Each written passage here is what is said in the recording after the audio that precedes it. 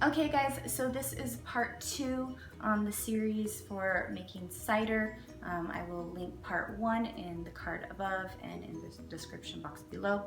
So the first thing you will want to do is fill up your sink or tub or whatever you want with water. And now we are going to take the apples that we picked and we are going to just put them in the water. And so you'll want to make sure you rinse all your apples so they don't have any bacteria or anything on them. And then you will take them out and we are going to chop them into quarters like this. And then after that, we are going to put them in the apple grinder.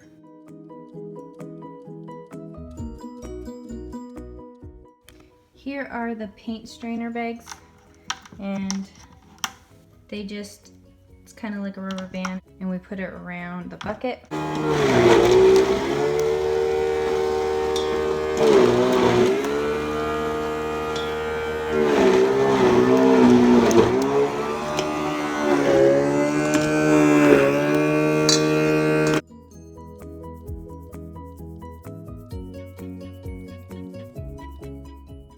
Next, you will want to transfer the apple pulp that is in the paint strainer bag, and you want to transfer all of that into the cider press bucket that has the holes in it and start pressing cider out of the bucket like this.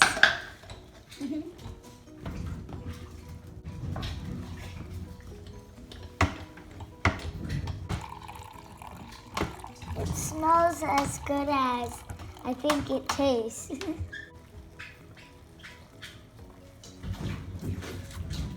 What do you think? I think it's very good. Well, now that we've pressed our cider, we're ready to start fermenting it. So the process involves pouring 5 gallons of cider into a sanitized food grade tub. Now this bucket is actually close to a 7-gallon capacity. We're only going to fill it to 5 gallons because we are going to need that space in case it rises a little bit. When you add the yeast and temperature affects it, it has a tendency of growing and expanding. So we need that extra space. So definitely recommend that. Otherwise, make sure you've sanitized it. Other than that, you're ready to pour the fresh pressed cider in. So we're going to do that to 5 gallons.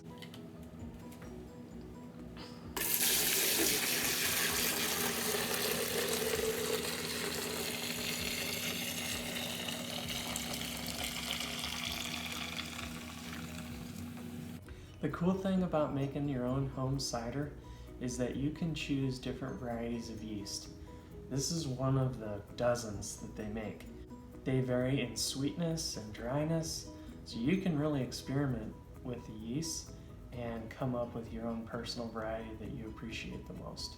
This version is a little on the dry side, so it'll be strong and not too sweet, which I'm looking forward to.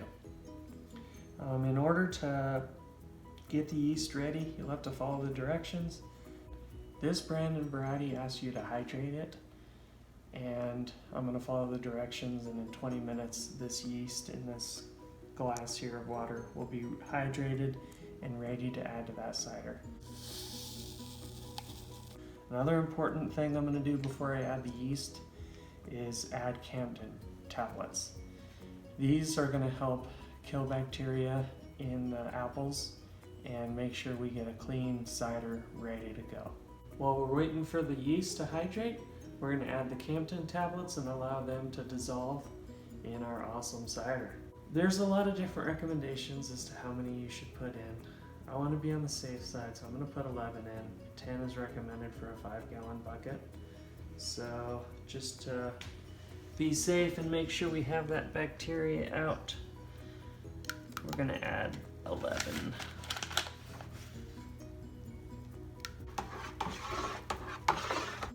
Now we're pouring our yeast in.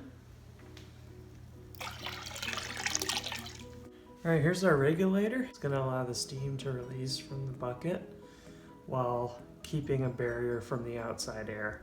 And so this is just water with just a tablespoon of bleach.